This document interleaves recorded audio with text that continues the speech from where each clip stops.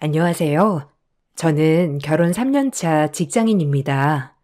40대가 되어서 늦은 결혼을 하게 되었는데요. 뒤늦게 온 행복을 지금은 천천히 누리려고 노력하고 있습니다. 사실 지금의 남편을 만나기 전까지는 결혼 생각이 전혀 없었어요. 부모님도 저와 마찬가지로 늦은 결혼을 하셨고 늦은 나이에 저를 낳으셨습니다. 아이를 낳는 것도 고민이 될 수 있었던 형편이었지만 제가 태어나고 나서 금전적으로는 여유롭지 않았지만 사랑을 정말 많이 주셨습니다. 저는 가족들과 옥탑방에서 성인이 될 때까지 살았습니다. 부모님은 근근히 일용직으로 생활을 하셨고 저는 그나마 공부를 잘해서 열심히 공부를 해 좋은 대학에 진학할 수 있었죠. 대학에 들어가서도 쉴 틈 없이 아르바이트를 하고 또 공부를 하면서 장학금을 타야만 했습니다. 그렇지 않으면 대학 등록금을 낼 수 없었기 때문이었어요. 그렇게 치열하게 학교를 다니고 난 후에 저는 바로 취업을 준비했고 대기업에 취업을 하게 되었습니다. 취업 후에도 생계 때문에 쉴 틈 없이 일을 했고 어느 순간 번아웃이 왔는지 심한 우울증을 겪게 되었습니다. 늘 저를 따라다니던 우울증은 30대가 되어서 부모님이 돌아가시고 난 후에 더욱 심해졌죠. 회사도 그만두고 사람들도 만나지 않고 오로지 집에서 가만히 숨만 쉬고 있었던 시기가 있었어요. 그때 어릴 적부터 친하던 친구가 더 이상은 안 되겠다며 억지로 끌고 갔던 곳이 바로 다도 동호회였습니다. 그곳에서 저는 지금의 남편을 만나게 되었어요. 안녕하세요. 저번에 친구분이랑 오셨죠? 그때 본 것 같은데 오늘은 친구분이 안 오셨나 봐요. 아, 네. 그때 그냥 친구는 저 끌고 온 거라서 앞으로는 안 올 거예요. 아, 그렇구나. 잘 됐네요. 혹시 점심 같이 하실 분 없으시면 저랑 점심 드실래요? 아니요. 전 그냥 집에 가고 싶어서요. 이거 끝나고 집에 가려고요. 아, 제가 다른 생각이 있어서 그런 건 아니고요. 저도 혼자라서 같이 밥 먹을 사람이 없어서요. 배도 너무 고프고 그냥 혼자 먹기는 싫은데 오늘만 같이 드셔주시면 안 되나요? 네? 아, 혼자 드세요. 저는 불편해서. 아, 계속 말 안 시키겠습니다. 밥도 제가 살게요. 같이 가시죠. 그곳에서 처음 만났던 남편은 저에게 다짜고짜 밥을 같이 먹자며 얘기를 했어요. 그때 당시에는 뭔 수작을 부리려고 하나 싶었는데 남편이 하는 얘기를 듣고 저와 참 비슷하다는 생각을 많이 했어요. 아, 주연 씨라고 했죠? 저도 현자가 들어가는데 한자로 무슨 현이에요? 저는 어질현이에요. 엄마가 어진 마음을 가지라고 어질현으로 한자를 넣었다고 하는데 사실 저는 어질지가 않아서 여기 다도 동호회 오게 되었어요. 어질기는커녕 마음이 정말 어지러워서요. 네? 아, 무슨 말을 하시는 건지. 아, 제가 너무 마구잡이로 말했죠? 주현 씨는 다도 동호회 어떻게 들어오게 되셨어요? 아, 친구가 여기 추천해줬어요. 마음 다스리는 데에는 다도만큼 좋은 게 없다고 해서. 아, 그렇군요. 저도 여기 마음 다스리기 위해서 왔어요. 제가 사실 꽤 오래 우울증을 갖고 있었거든요. 사람 만나는 것도 어렵고 힘들고 그래서 거의 방 안에만 있다가 부모님이 너무 걱정을 많이 하셔가지고 한번 바꿔보자 하고 온 거예요. 근데 여기서 이렇게 주연 씨도 만나고 잘한 것 같네요. 아, 저도요. 저도 우울증이 있어서 친구가 추천해줬어요. 오, 우리 약간 비슷한 성향인가 봐요. 잘 통할 것 같은데요? 그 뒤로도 남편과 여러 번 같이 밥을 먹으면서 대화를 나눠보니 우리 둘은 서로 정말 잘 맞았어요. 성향도 비슷하지만 가지고 있는 가치관, 생각도 비슷하다 보니 이야기가 잘 통했죠. 남편에게 점점 호감이 생겼지만 지금의 상황에서 남편을 만나는 것은 욕심이라 생각해 거절을 하기도 했어요. 그렇지만 남편은 적극적으로 저에게 만남을 요청했고 결국 저희는 연애를 시작했습니다. 연애를 시작하기 전에 저의 상황을 얘기했는데 남편은 정말 대수롭지 않게 생각을 했어요. 오히려 제가 너무 힘들었겠다며 자신의 우울은 기고만장한 행동이었다며 말을 하더라고요. 남편은 저에게 많은 의지가 되었고 저 역시 남편에게 많은 의지가 되었어요. 저희는 서로 의지를 하면서 연애를 이어나갔습니다. 연애를 시작하고 나서 저는 많이 바뀌었어요.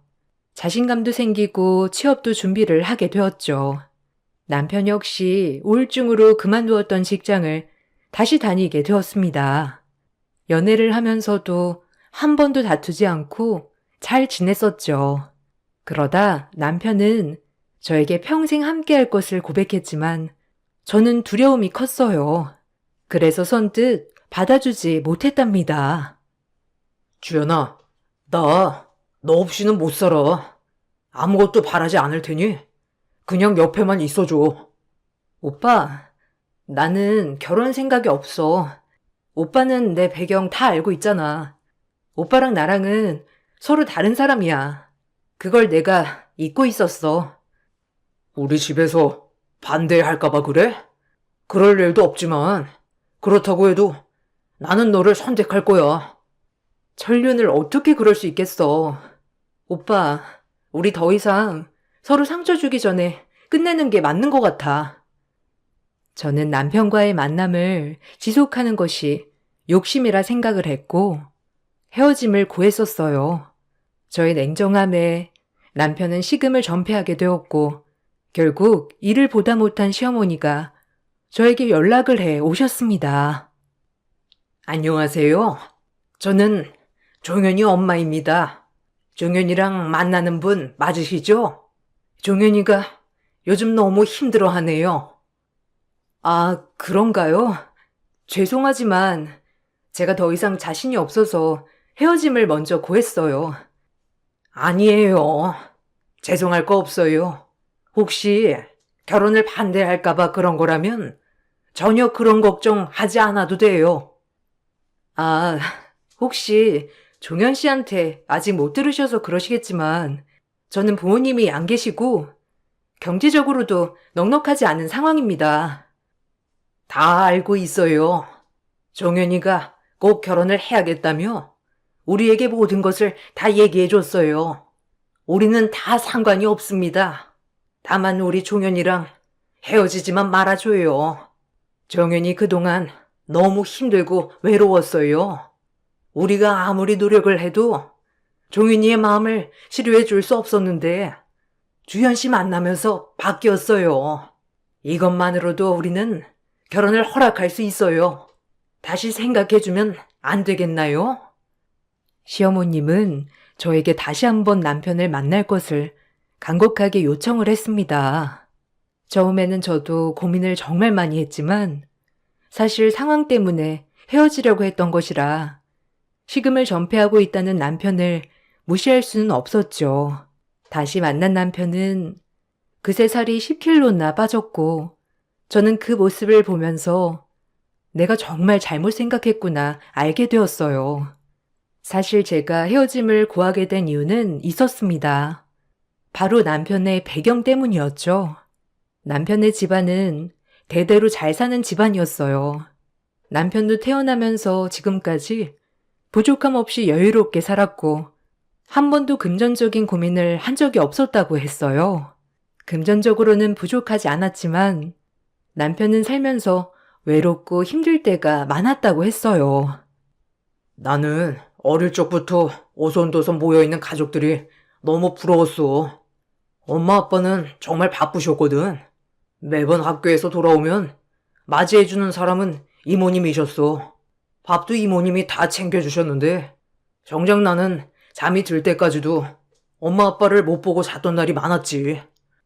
그렇게 크다 보니까 성인이 되어서는 외로움이 커지더라고. 그렇구나. 오빠도 크면서 힘들었겠다.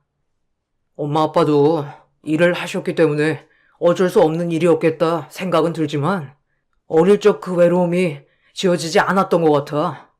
그게 다 풀리지 않으니 우울증이 생겼었나 봐. 그래도 주연이 만나고는 이게 싹 없어지니까 정말 신기해.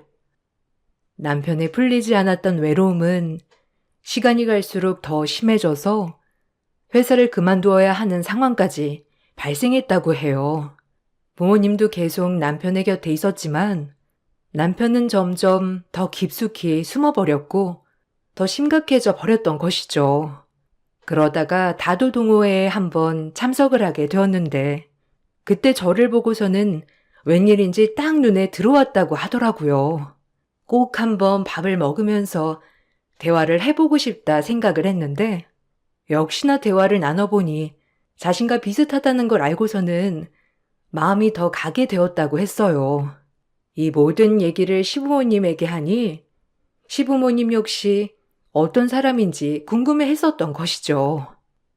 종현이가 원래 말이 많은 편은 아니었는데 주연이 너 만나고서는 정말 말도 많이 하고 활발해졌어. 다른 이야기는 그대로지만 네 얘기할 때는 뭔가 다른 사람이 된 것 같아. 다 주연이 덕분이야.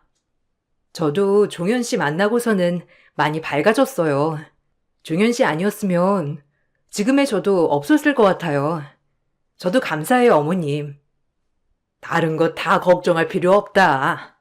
나는 우리 종현이 이렇게 밝아진 것만으로도 충분해. 그러니 아무런 걱정하지 말고 결혼 준비해라. 처음에는 잘 사는 집안이라는 편견에 휩싸여 저는 결혼을 거부했지만 시부모님은 정말 좋으신 분이셨어요. 무엇보다 자식을 사랑하고 아끼는 분이셨고 저에게도 편견 없이 저라는 사람 자체를 바라봐 주셨습니다. 저는 이런 시부모님께 정말 많은 감사함을 느끼고 있어요. 시부모님은 한 번의 반대 없이 결혼을 허락해 주셨고 결혼식을 올리기 전 가족들이 모두 모여 식사하는 자리를 마련해 주셨어요. 남편에게는 남동생이 있는데 결혼을 한 지 5년이 되었다고 했어요. 남편도 결혼에 뜻이 없어서 늦게 결혼을 하게 된 거라 동생이 먼저 했을 수도 있겠다 생각은 했죠. 그런데 첫 식사 자리에서 저는 정말 깜짝 놀랐습니다. 그 자리에 제가 예전에 살았던 옥탑방 건물주의 딸이 있었어요. 언니? 옥탑방에 살던 언니 맞죠? 어떻게 여기에? 혹시 우리 아주버님이랑 결혼한다는 분이 언니야? 재수씨, 주연이 아세요? 아, 그 옥탑방에 살던, 어릴 때 살던 집 주인 따님이야. 여기서 만나다니 정말 깜짝 놀랐어. 맞아요. 근데 어떻게 아주버님이랑 만나게 된 거예요? 아는 사이라니 진짜 세상 좁긴 좁네. 오랜만에 만난 회포는 이따가 풀고 일단 식사 먼저 해요. 저도 많이 놀랐지만 동서도 정말 많이 놀란 듯 했어요. 그도 그럴 것이 남편의 집은 정말 내로라 하는 잘 사는 집안이었고 저는 옥탑방에서도 근근히 생활하는 집안 딸이었기 때문이었죠. 식사 내내 동서는 아무 말 없이 식사를 했어요. 그 자리에서 시부모님도 저를 엄청 챙겨주시고 남편도 저에게 눈을 떼지 않고 챙겨주었습니다. 뭐 필요한 거 있어? 부족한 거 있으면 더 가져올게. 가볍게 마실 거 줄까? 괜찮아. 이 정도면 충분해. 그래, 아가. 맛은 좀 어때? 필요한 거 있으면 편하게 말하고. 입맛에 맞는지 모르겠다. 여기가 괜찮다고 해서 온 거긴 한데. 네, 너무 맛있어요. 맛도 좋고 분위기도 정말 좋네요. 어머, 좋다니 다행이다. 체하지 않게 천천히 많이 먹어. 뭐 필요한 거 있으면 종현이한테 얘기하고. 시어머님과 남편은 제 행동 하나하나에 신경을 써주시면서 불편하지 않게 식사를 할 수 있도록 해주셨어요. 동서는 그런 상황이 불편했는지 약간의 짜증 섞인 소리를 내기도 했어요.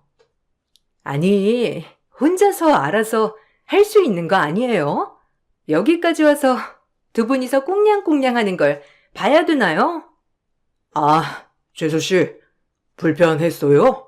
우리가 이제 신혼이라 그렇지. 조금만 이해해줘요. 예, 너넨 좀 서로 좀 챙겨봐라. 아주 남처럼 그러는 게 어디 있니?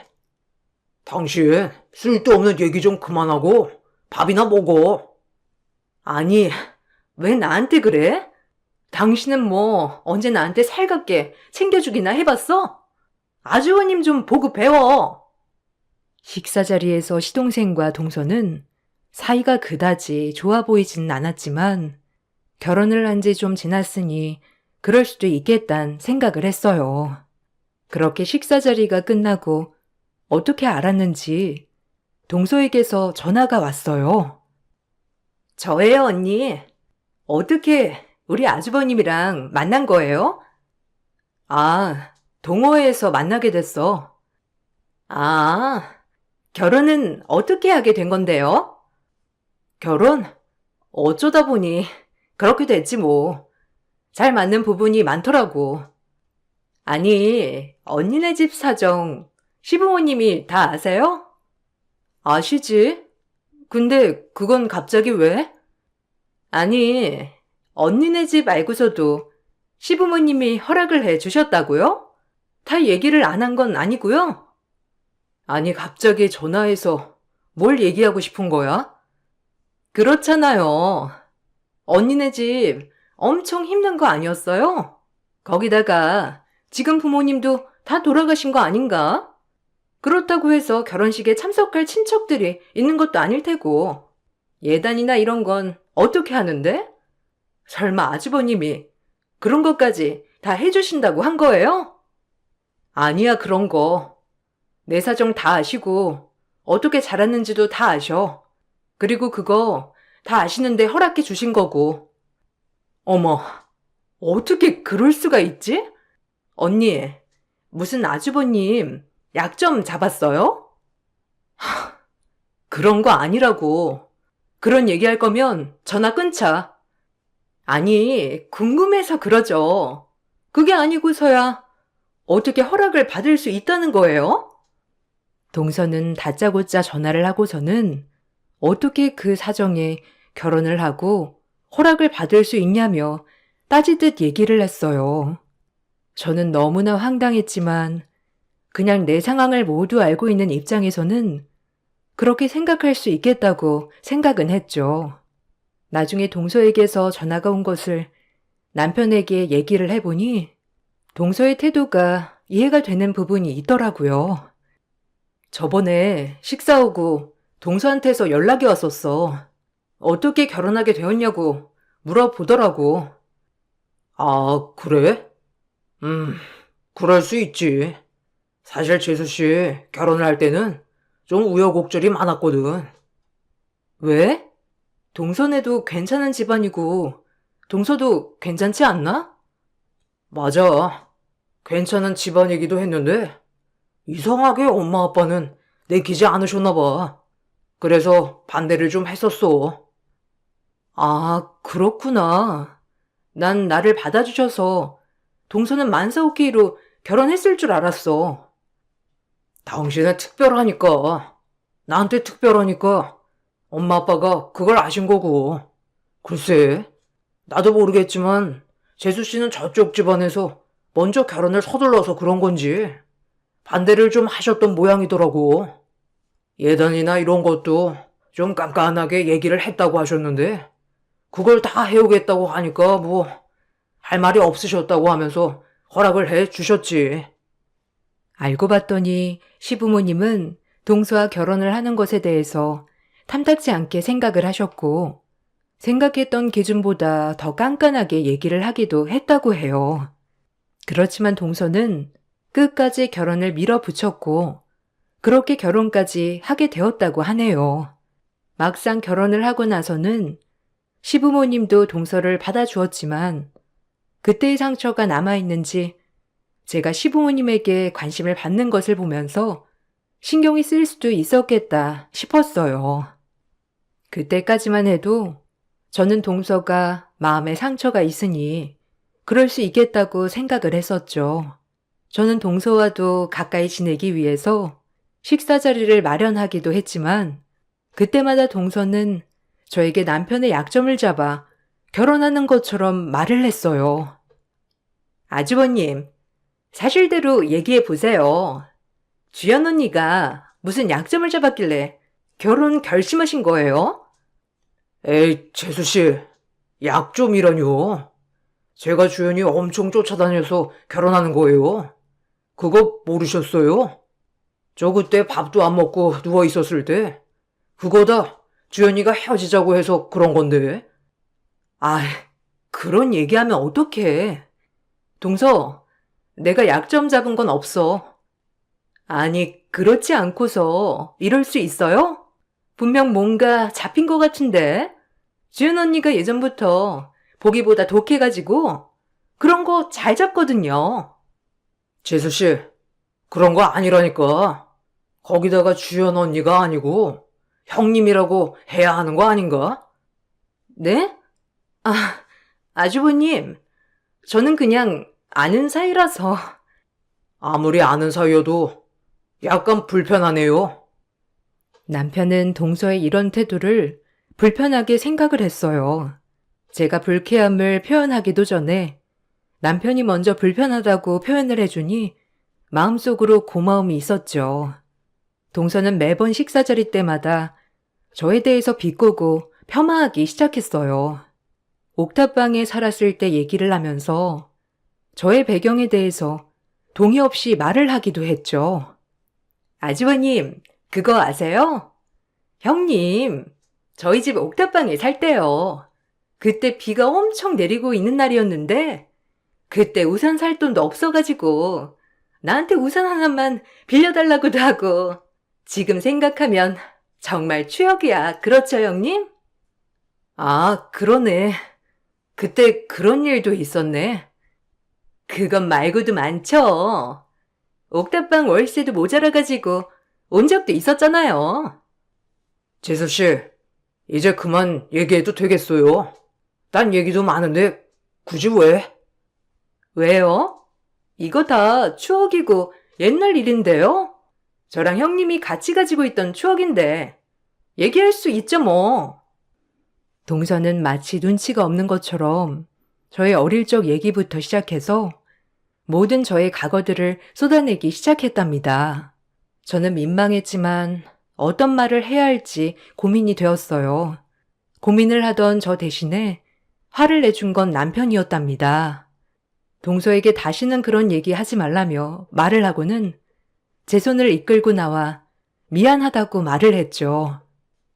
주연아, 미안해. 혹시 마음에 상처를 입었을까봐 걱정되네. 오빠, 괜찮아. 그냥 그럴 수 있지 뭐. 상처 안 입었으니까 괜찮아. 그래도 재수씨가 정말 심하네. 그치? 눈치가 없는 건가? 일부러 저러는 거 아니야? 그러게. 다음에 언제 한번 내가 얘기를 해봐야 할 것 같아. 기분이 나쁘기도 했지만 솔직히 없던 일을 말하는 것도 아니라 어떻게 대처를 해야 할지 고민이 되었어요. 단순히 자신이 결혼할 때 하는 다른 시부모님의 태도에 조금은 의가 상했을 수도 있겠다 생각이 들어서 그냥 넘어가기도 했었죠. 그렇지만 그 이후에도 동서는 종종 저를 무시하는 행동을 보여왔습니다. 특히나 남편이 없는 자리에서는 더더군다나 심한 행동을 하기도 했어요. 우연히 카페에 들어가서 동서와 동서의 지인들을 만났을 때에도 저는 기분 나쁜 행동을 봐야 했습니다. 어머, 형님, 어떻게 이 동네까지 오셨어요? 동서, 여기 있었어? 나 이 근처에서 근무하잖아. 아, 그러시구나. 어디 근무하세요? 하긴, 형님 어릴 적부터 공부는 정말 잘하셨잖아요. 인사해. 여기 우리 형님이셔. 어머, 안녕하세요. 얘기 많이 들었어요. 이번에 결혼하신 분이시라고. 아, 네, 안녕하세요. 형님이 나랑 같은 학교 선배님이시거든. 거기다가 그때 우리 집 옥탑방에 사셔가지고 내가 잘 알지. 그때 진짜 넉넉하지 않은 살림에도 형님이 정말 공부를 잘하셔가지고 다들 아까워하셨거든. 그렇죠, 형님? 아, 그렇지 뭐. 근데 뭐 그런 것까지 말을 해? 동서 매번 그러니까 내가 기분이 상하네. 그럼 좋은 시간 보내. 에이, 형님. 옛날 일인데 그렇게 얼굴 굳으실 필요는 없잖아요. 형님 그때 공부를 잘하셔서 망정이지. 공부 못하셨으면 저희 아주버님 못 만나셨을 거예요. 이렇게 결혼해서 팔자도 피고 예전에는 정말 가난했지만 지금이라도 이렇게 아주버님 덕에 탄탄대로이니 얼마나 좋아요. 그럼 나는 그래도 공부라도 잘해서 인물 좋고 성품 좋은 남편 만나 아주 행복하지. 근데 동서는 서방님이랑 사이가 별로 안 좋나 봐. 서방님이 한 번을 살갑게 대해주는 걸 못 봐서 안타깝더라고. 네? 뭐라고요? 아니, 우리 부부 얘기가 여기서 왜 나와요? 제가 무슨 욕을 한 것도 아니고 사실을 얘기한 건데 기분 나쁘셨어요? 기분 나쁘셨나 보다. 동서, 유쾌한 얘기는 아니지 않나? 자리 좀 봐가면서 말을 해. 그렇죠? 형님도 그렇게 생각하시죠? 그러니까 어머님, 아버님 어떻게 구워 삶으신 거예요? 그거나 좀 알려줘봐요. 저는 아무리 해가도 시부모님이 싫어하셨는데 형님은 단박에 사로잡으셨잖아요. 그 비법 알려주시면 안 돼요? 가난한 집에 집불도 없이 시집와서 이렇게 살뜰하게 이쁨 받는 게 부러워서 그러죠. 뭐? 동서, 말 다 했어? 농담이에요, 형님. 아이고, 하느니 무섭네. 저는 이만 가볼게요. 아니, 동서, 무슨 말을 그렇게 해? 동서는 그럼 공부를 못해서 지금 이 꼴이라는 거야? 형님, 무슨 그런 말을 하세요? 아니, 누가 봐도 그렇지 않아? 내가 동서보다는 풍족하지 못했어도 사랑받으니까 그런 소리 하는 거 아니냐고. 사실 계속되는 동서의 행동에 저는 동서와 단판을 지어야 할 것 같다 생각이 들었어요. 아무리 자신이 결혼을 할 때는 반대를 받았다고 하더라도 저와는 관계가 없는 일인데 이렇게 대놓고 무시를 하는 것은 잘못이라고 생각했기 때문이었어요. 남편은 제가 불편하지 않게 시댁 식구들과의 만남을 자제하였지만 조만간 동서에게 확실히 말을 할 날이 올 거라 생각을 하고 있었어요. 그러다가 시댁에 식사를 가게 된 날, 사건은 발생하게 되었어요. 130평의 청담동 시댁 식사를 가던 날, 사건이 발생했습니다. 모두 자리에 앉아서 식사 준비를 하던 와중에 동서는 저에게 어처구니 없는 말을 내뱉었어요. 아, 형님도 오셨네요? 동서, 가족 행사인데 와야지. 내가 형님인데 참석해야지. 가족 행사? 야, 너 내가 가만히 있으니까 웃음니? 옥탑방 출신 형님은 여기 안 어울려. 그러니까 대충 참석했다 싶으면 집에 가. 네가 참석할 자리 아니니까. 뭐? 이게 진짜 미쳤나? 말귀 못 알아들어? 여기는 옥탑방 출신이 끼어들 곳 아니라고. 옥탑방 출신? 내가 옥탑방 출신이란 거 알려지면 다른 사람들이 나를 좋아하지 않을 거라 생각한 거야? 진짜 어리네. 뭐요? 아니, 그럼 출신이 그따구인데 제가 형님을 형님 대접할 필요가 있나요? 글쎄, 출신으로 형님 대접한다는 말은 나도 못 들었지만 그래도 내가 자기보다 빠지는 건 없다고 생각하는데 동서는 저에게 옥탑방 출신 형님은 끼어들 곳이 아니라며 속삭였어요. 문제는 남편이 이 모든 것을 지켜보고 듣고 있었다는 것이었어요. 남편은 누구보다 화가 난 얼굴로 소리를 지르고 제 손을 잡고 집 밖으로 나왔습니다. 남편은 나오고 난 후에 저에게 많은 사과를 했어요. 당신, 미안해. 내가 저 꼴을 안 보여주겠다고 약속했는데. 오빠, 괜찮아. 별로 신경 쓰지 않았어. 아니야. 내가 정말 너무 화가 난다. 내가 다 처리할 테니까 당신은 너무 신경 쓰지 마. 남편은 그날 이후 복수를 시작했습니다. 사실 남편이 한 복수는 저도 예상하지 못한 일이었어요. 바로 남편 명의로 된 건물에 거주하고 있는 동서 식구들을 모두 내쫓는 것이었어요.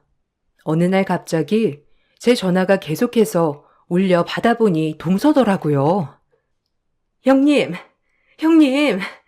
제발 아주버님 좀 말려주세요.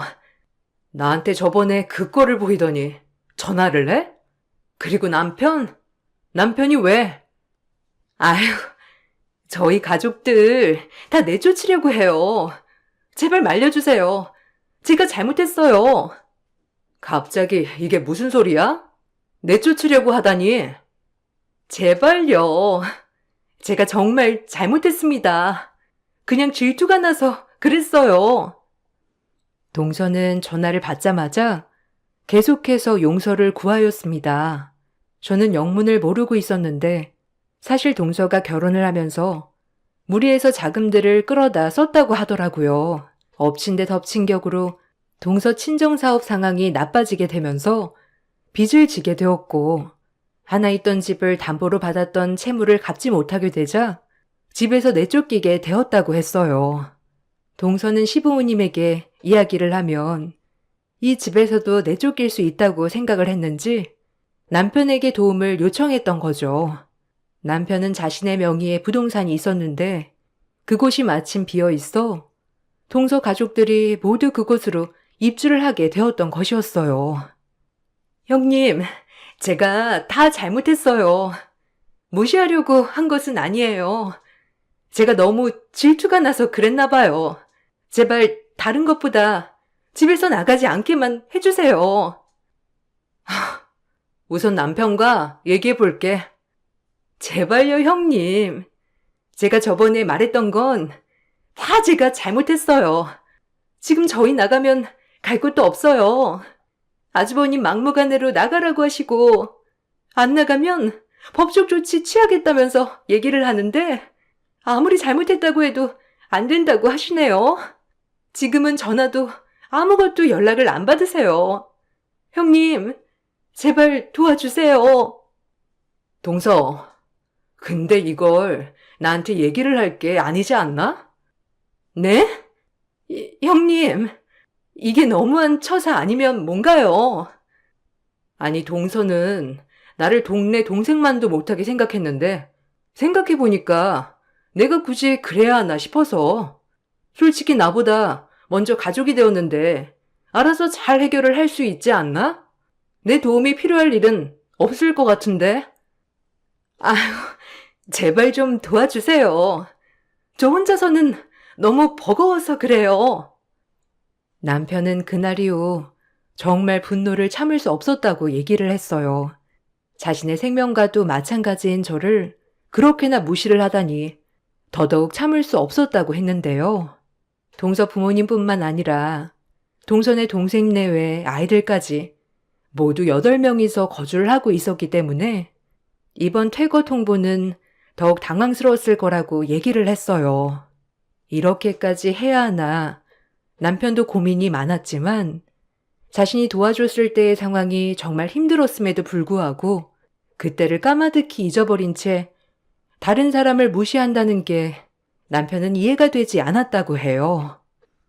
여보, 내가 당신이랑 결혼을 결심하면서 다짐한 건 누구보다 당신을 세상 가장 행복한 사람으로 만드는 거였어.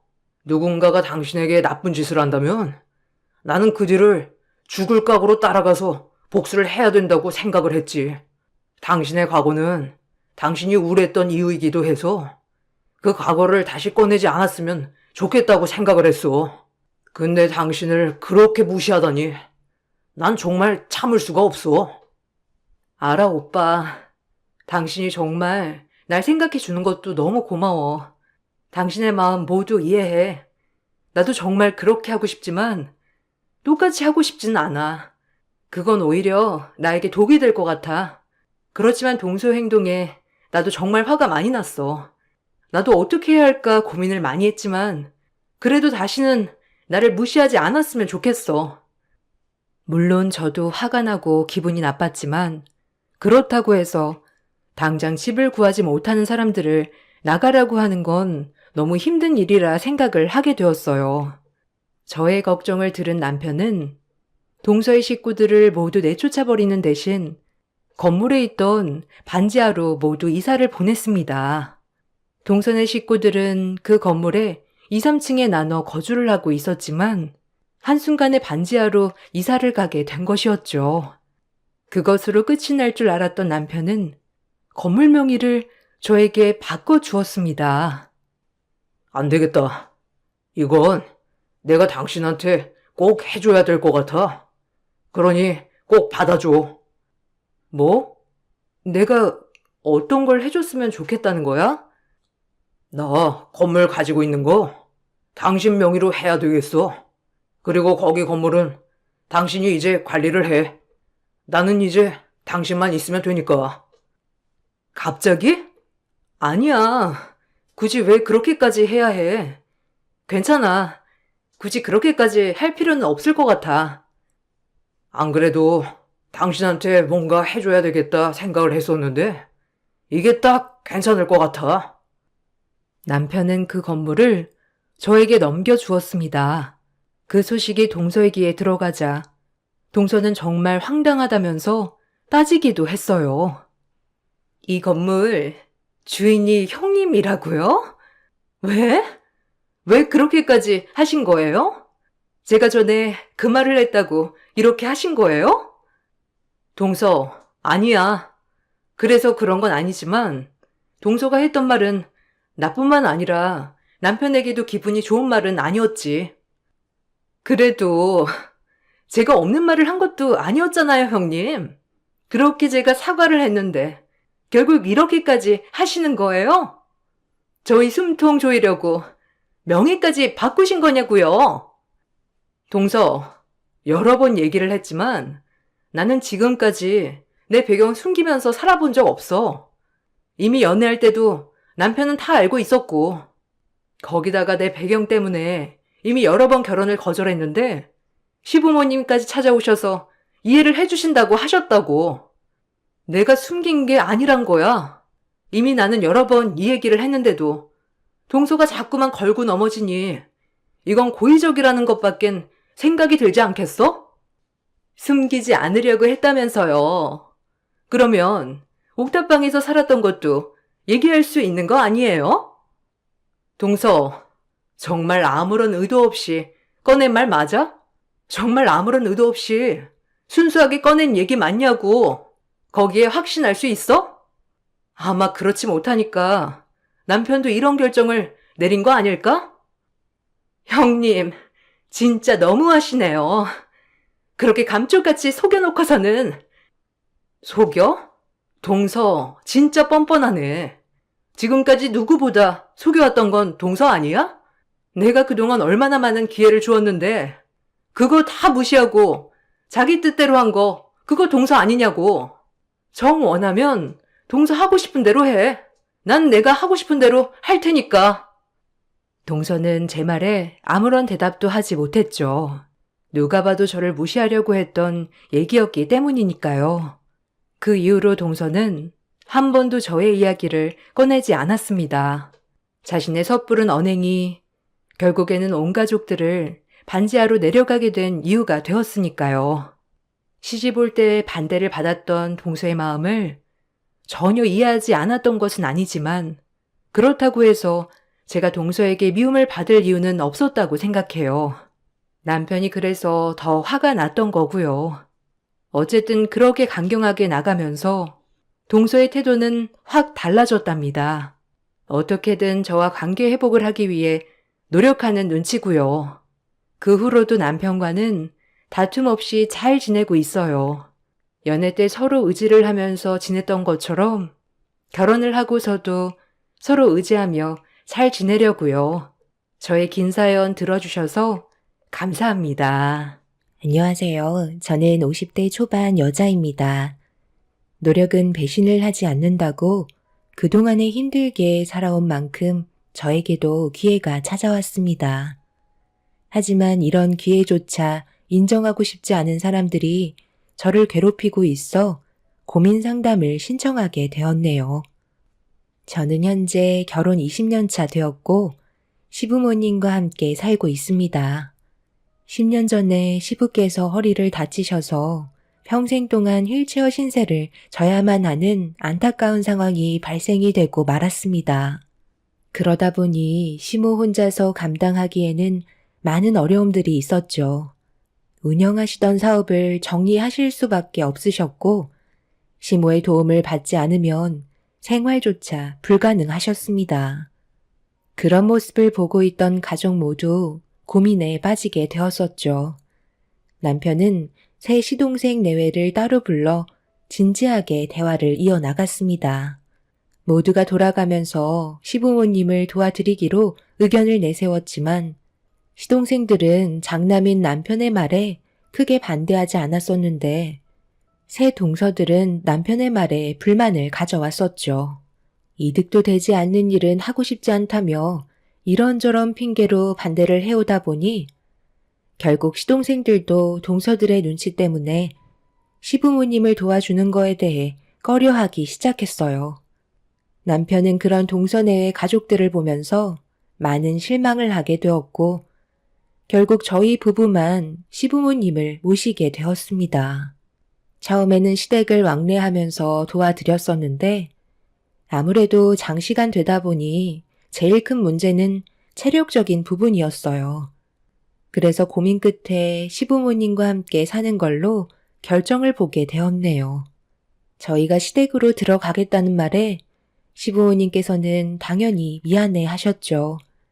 하지만 가족이란 힘들 때 서로 도와주는 거라고 위기가 찾아왔을 때 피하지 말고 직접 부딪혀가면서 해결해 나가야 한다고 생각했었습니다.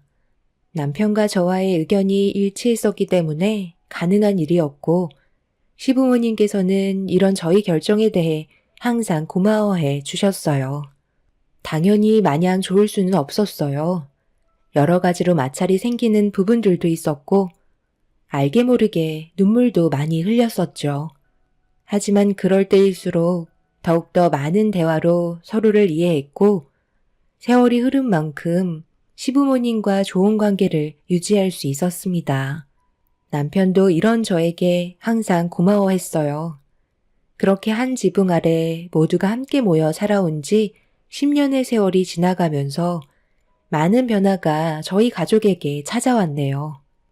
어느 날 오래간만에 가족 모두가 모여 식사를 마치고 동서들과 함께 정리를 하고 있는데 둘째 동서의 한마디가 제 심기를 건드렸습니다.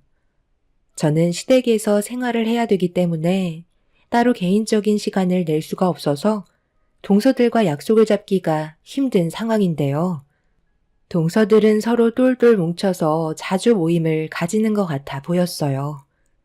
설거지를 하고 있는 제 뒤에서 부동산 얘기를 주고받더니 둘째 동서가 저에게 와서 한마디 하더군요.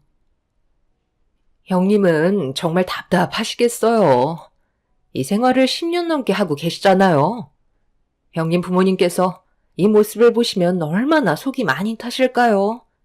거기에다가 맨날 집안일만 해야 되니 사이가 어떻게 돌아가고 있는지도 모르고 큰 아주버님만 돈을 벌고 있는 상황이니 재산이 모일 일도 없겠네요. 요즘 집값 상승으로 저희들이 투자한 강남에 있는 아파트들은 벌써 몇십억씩이나 올랐는데 형님은 10년 동안 뭐 하셨어요? 세상은 빠르게 변화되고 있어요. 집안에만 박혀 있다간 나중에 정말 큰일 난다고요. 이렇게 생활한다고 해서 아버님, 어머님께서 알아주실 것 같아요? 말로만 고맙다고 하지. 지금까지 형님한테 직접적으로 뭘 해주신 적은 단 한 번도 없잖아요? 저희가 그동안 말을 안 해서 그렇지. 솔직히 형님 미련하신 거예요? 아님 지능이 좀 떨어지시는 거예요? 도와드리는 것도 어느 정도죠. 거의가 지금은 당연한 권리로 바뀐 것 같은데요. 10길 물속은 알아도 한 길 사람 속은 모른다고 했어요. 제가 봤을 때 형님은 그냥 이용 수단밖엔 안 돼요. 이렇게 희생하면서 살다가 나중엔 수틀리면 형님의 소중한 시간만 희생했을 뿐 남아있는 건 아무것도 없게 되는 거라고요. 그래서 무슨 말이 하고 싶은 건데 나보고 지금 이혼이라도 하라는 말이야? 쓸데없는 말 할 거면 서둘러 주방 정리나 좀 하지. 저도 둘째 형님이랑 같은 생각인데요. 너무 미련한 짓을 하고 계신 것 같아요. 지금 시부모님 집에서 수발들며 지낸 세월이 10년인데 그동안 돈은 좀 만져보셨어요? 월급조차 받지 못하셨잖아요? 이 말이 무슨 뜻이겠어요? 형님은 그냥 평생 무료 봉사만 하시는 거라고요. 저희가 오죽했으면 이런 말까지 꺼내겠어요? 형님의 인생이 불쌍해서 그래요. 정작 집 한 채도 없는 무주택자인데 앞으로 어떻게 살려고 하시는지 정말 이해를 못하겠어요. 계획도 없으신 거죠? 10년을 이렇게 살아오셨는데 앞날에 변화가 있겠어요? 앞으로도 똑같겠죠. 큰 아주버님도 아무런 계획 없이 그냥 살고 계신데 집안에만 박혀서 사는 형님이 다를 게 없죠. 괜히 시간만 버리지 마시고 최대한 빨리 정리하세요. 이게 사람 사는 거예요? 무료 봉사해주는 가정부 하나 드린 거나 다름없는 거죠. 솔직히 저희가 왜 그동안 형님한테 말도 안 붙이고 지내온 줄 아세요? 너무 미련하고 답답해서 대화도 안 통하는데 저희가 계속 얘기해봤자 뭐해요. 괜히 큰 아주버님한테 한 소리밖에 더 들어요. 저희가 이 얘기한 거 또 쪼르르 달려가 아주버님께 얘기하실 건 아니시죠?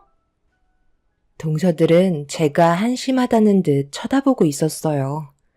제가 동서들과 그동안 대화를 섞지 않았던 건 자기들보다 우리가 경제적으로 못 산다고 평소에도 무시를 해왔었는데 제가 이용만 당하고 있다며 지능이 부족한 것 같다고 얘기하는 동서들의 예의 없는 행동들에 동요되고 싶지 않아 그동안 무시하면서 지내왔었네요.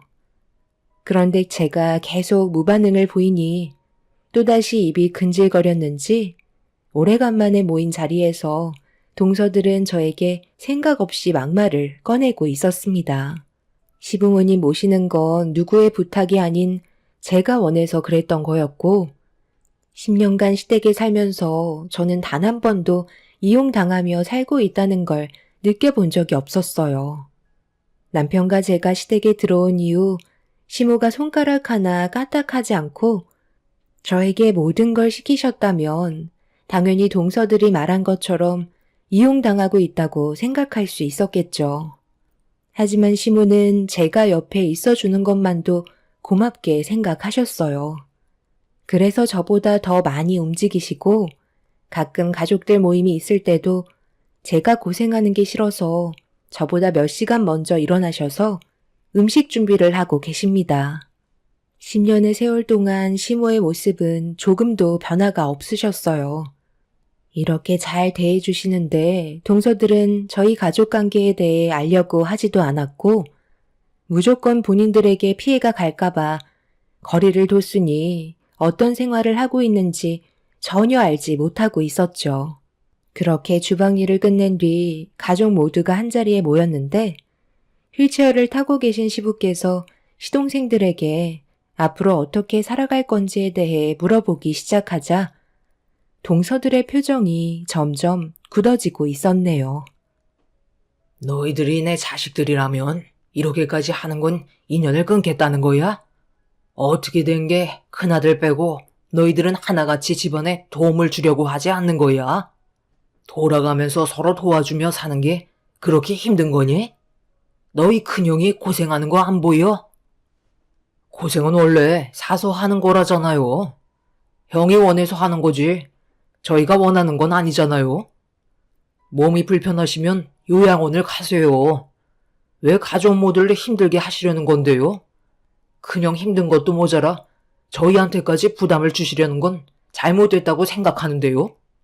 부모면 자식들에게 피해가 가지 않게 해야죠.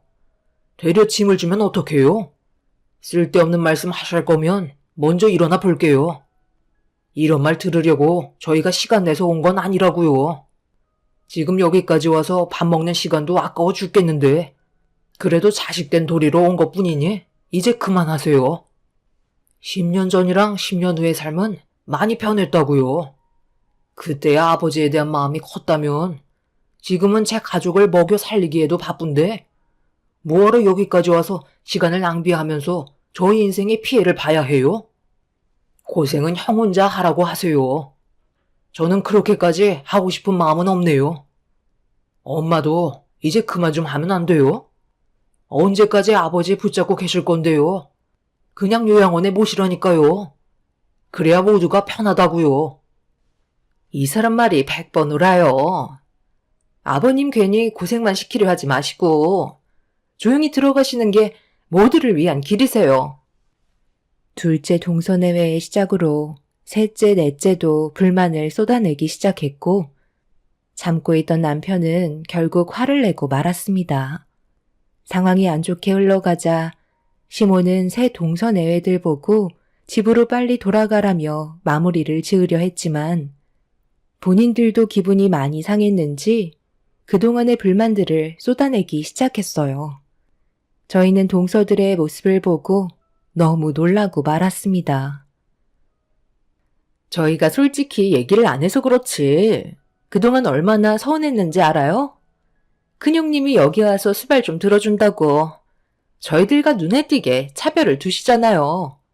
일손 좀 도와준다고 해서 그렇게 하시는 건 아니죠. 어느 정도껏 하셔야지. 너희들 그만하지 못해? 여기 싸우러 온 거니? 당연히 우리 집에 와서 고생한 만큼 신경 써주는 건 타당한 건데 그게 뭘 서운하다는 거야? 너희들은 하고 싶은 거 다 하면서 누리고 있잖아. 그런데 큰 며느리 봐라. 10년 동안 잠깐 외출하는 것 말곤 집 밖을 제대로 나가본 적 있니? 명절날 외에는 거의 다 집에만 있었다고. 너희들이 서로 조금씩 이해하고 도왔다면 이렇게까지 힘들진 않았겠지? 그런데 차별을 한다고? 너희들이 큰 며느리를 먼저 따돌리고 무시하면서 살아왔던 것들은 전혀 생각하지 않니? 안 보고 있는 것 같아도 뒤에서 전부 다 살피고 있었다. 적어도 우리 집안의 큰 며느리면 너희들이 그런 식으로 행동하면 안 되지. 차별받지 않고 대우받고 싶으면 생각부터 뜯어 고쳐라. 뭘 뜯어 고쳐야 한다는지 이해를 할 수가 없는데요. 오히려 저희한테 잘 하셔야죠. 앞날이 어떻게 될지 아무도 모르는데 나중에 저희한테 손을 벌리게 될 날이 안 오실 것 같아요. 아버님이 요양원으로 들어가시기만 하셨어도 가족 간의 관계에 문제가 일어나진 않았겠죠. 그동안 자식들을 키워줬으니 그에 대한 보답을 받으시겠다는 거예요? 그런 생각을 가지시는 게 오히려 잘못됐다고 생각하는데요. 자식들 좀 그만 힘들게 하시고 이제 요양원으로 들어가세요. 그러니까 내가 요양원에 들어가지 않아서 이런 일이 생겼다는 거야? 너희들의 마음 충분히 알았고 2번 다시 바라지 않으마. 하지만 너희들도 절대 우리한테 찾아와서 손 벌리는 일 없도록 해라. 앞으로 얼마나 잘 먹고 잘 사는지 두고 보겠지만 더 이상 얼굴 보고 싶지도 않으니 우리 집에 2번 다시 고개 내밀지 말고 어떻게 살아가든 신경 쓰지도 마라. 몸은 움직이지도 못하시는데 입은 날이 가면 갈수록 점점 더 살아나시는 것 같다니까. 아버님 마음 잘 알았으니까 저희 이제 그만 일어나 보도록 할게요. 원하시는 대로 해드리죠. 시간이 지나도 절대 연락하지 마시고 도움받을 생각 꿈도 꾸지 마세요. 평생 큰형이랑 큰형수 끼고 살면 되겠어요. 아버지가 원하시는 대로 이용해 먹을 수 있잖아요. 저희는 세월이 지나 2분이 세상을 떠나신데도 장례식장에 발도 들이지 않을 거니까 2번 다시 연락 안 주셨으면 좋겠네요. 둘째 시동생이 자리에서 일어나면서 뱉은 말은 절대 하면 안 되는 말이었어요. 저희 가족 모두 엄청난 충격을 받았고 남편은 둘째 시동생의 말에 화가 머리끝까지 올라와서는 가만두지 않겠다며 멱살을 잡아 흔들었습니다. 그러자 시동생들은 오히려 서로가 똘똘 뭉쳐 저희 남편을 강하게 밀쳤고 그 모습을 본 시부모님께선 엄청난 충격을 받으셔선 정신적으로 많이 힘드셨는지 방으로 들어가 버리셨어요. 동서들은 짐덩어리 같은 시부모님을 떼어낼 수 있었던 날이었다며 서로 축하한다고 웃으면서 밖으로 나갔고 남편은 시동생들에게 마지막으로 기회를 줬지만 남편의 말은 조금도 들으려 하지 않고 동서들을 따라 집 밖으로 나가 버렸습니다. 남편은 그 자리에서 털썩 주저앉더니 멍한 얼굴로 바닥만 바라보고 있었습니다. 동선의 애들은 애초부터 시댁에 오는 걸 별로 좋아하지 않았었어요. 그리고 시부모님에 대한 안 좋은 감정을 계속해서 쌓아두며 가지고 있었죠. 그러다 결국 불만들이 터져 나오기 시작하면서 되돌릴 수 없는 큰 상처를 주고받고 말았네요. 동서내외들이 집으로 돌아가고 조용해진 집안의 시모는 방에서 나와 어질러진 거실들을 정리하며 힘든 모습을 보여주셨습니다. 남편은 시모에게 다가가 어쩔 수 없다는 듯 대화를 이어나갔어요. 결국 시모의 눈에서 눈물이 흘러내렸고 자식들에게 받은 상처가 너무 크셨는지 휘청거리셨네요. 시부모님께서 바라신 건 별거 없었어요. 주말에라도 잠깐 시댁에 내려와서 서로 도와가며 좋은 관계 유지하자는 거였는데 시동생과 동서들은 그런 것조차 귀찮아하며 받아들이고 싶어 하지 않았습니다. 시부를 짐처럼 생각했고 요양원에 들어가 살라는 막말을 퍼부었죠. 자식들이 부모에게 엄청난 상처를 주게 되면서 완전히 마음의 문을 닫아 버리셨고 동서내외를 2번 다시 보고 싶지 않다며 연락을 끊어 버리셨습니다. 시동생과 동서들도 계속해서 연락을 하지 않았고 갈등의 골은 점점 더 깊어지고만 있었죠. 그런 삶을 지속해 오던 어느 날 시동생들이 갑자기 시댁에 찾아왔어요. 안 봐도 대충 느낌이 왔지만 일단 집으로 들였습니다. 그래도 저희가 자식인데 모른 척 하실 건 아니시죠? 오죽했으면 여기까지 찾아와서 손을 벌리겠어요. 그 난리를 치고 떠났는데 지금 돈을 빌려달라는 말이 나오니? 너희들한테는 땡전 한 푼 줄 수 없으니까 그만 돌아가라. 빌려달라는 게 아니라 그냥 주세요. 자식 간에 빌려주는 게 어디 있어요? 자식이 지금 위기에 빠졌다는데 돈이 문제예요? 작년 때까지만 해도 정신없이 건물 투자했었는데 지금 현재 세입자들이 전부 다 빠져나가서 월세가 돌지 않아서 이자를 못 내고 있어요. 저뿐만 아니라 동생도 사정은 똑같거든요. 그렇다고 힘들게 투자한 건물을 헐값에 처분할 수는 없잖아요. 이 시기만 좀 지날 수 있게 지원 좀 해주세요. 부탁이 아니라 당연히 해달라는 거예요. 자식이니까요. 정말 뻔뻔하시네요. 얼마 전까지 난리를 치고 가셨으면서 이제 와서 돈을 달라고요? 너무 이기적인 거 아니에요? 정작 아버님 어머님께서 도움을 요청했을 때는 온갖 불만 다 털어놓고 조금도 도와주지 않았으면서 정작 본인들이 힘드니까 도와달라고요? 저 같아도 안 도와줄 것 같은데요? 아버님, 절대 도와주지 마세요. 어차피 그때뿐이에요. 전혀 감사하지 않을 거고 지금 태도를 보면 이게 돈을 빌리러 온 거예요. 그냥 아버님 재산을 뜯으려 온 거잖아요. 형수님은 조용히 좀 계시면 안 될까요? 어디서 가족들 얘기하는데 끼어들고 있어요? 주방에서 과일이나 내와요. 어디서 큰 며느리한테 눈을 치켜두고 있어? 너희들이 나한테 돈을 맡겨놨냐? 뭐가 이쁘다고 내 지갑을 열어야 하는 건데? 너희들이 가지고 있는 재산은 건들기 싫으니까 이자를 내 돈으로 납부하겠다는 거야? 눈앞에 보이는 욕심만 보고 달려들었다가 그 꼴이 된 걸 왜 내가 뒤처리해야 되는 건데? 너희들이 알아서 하고 이런 일로 두 번 다시 찾아오지 마라. 길거리에 앉아도 절대 도와줄 생각 없다. 뭘 잘못했는지 모르는 너희들을 이번 기회에 버릇을 단단히 뜯어 고칠 생각이다.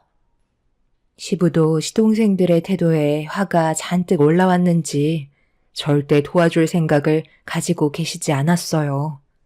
시동생들은 시부의 태도에 화가 났는지 당장 돈을 내놓으라며 화를 냈고 남편은 그 모습을 보곤 더 이상 참지 않고 시동생들을 전부 다 집 밖으로 내쫓아 버렸습니다.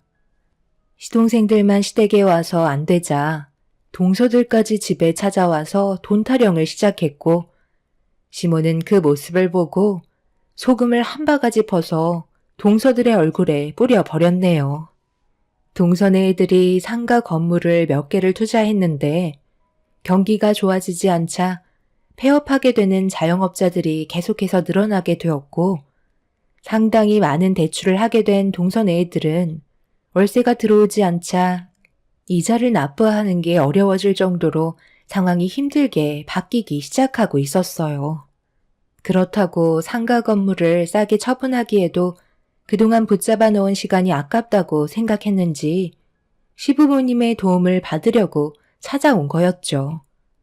하지만 시부모님께선 경제적으로 어려워진 동서내외를 조금도 도와줄 생각이 없으셨어요. 그러다 보니 또다시 집안 싸움으로 번지게 되었고 날이 가면 갈수록 집안의 갈등은 더욱더 심해지고 말았네요.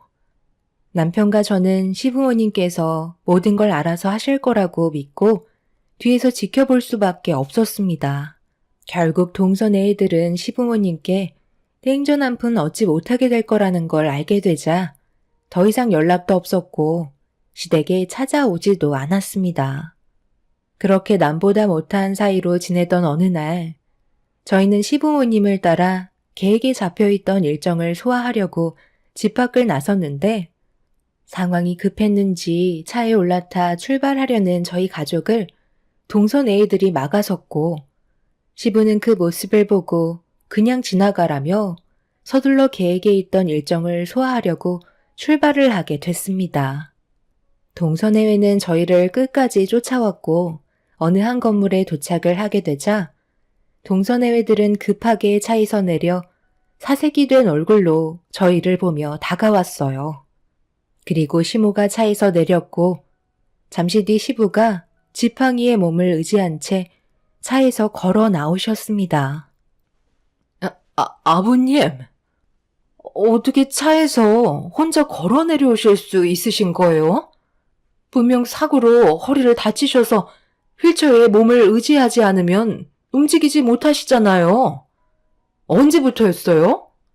왜 저희한테는 한마디 말도 안 하신 건데요? 그리고 여기는 왜 오신 거죠? 병원 개원식이 아버님이랑 연관되어 있는 거예요? 저희가 알지 못하는 것들이 도대체 얼마나 있는 거예요? 뭘 그렇게 알고 싶은 거냐?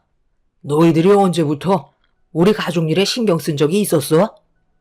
내가 걸어 다니던 휠체어를 타고 다니던 그것들이 너희들한테 그렇게 중요한 거야?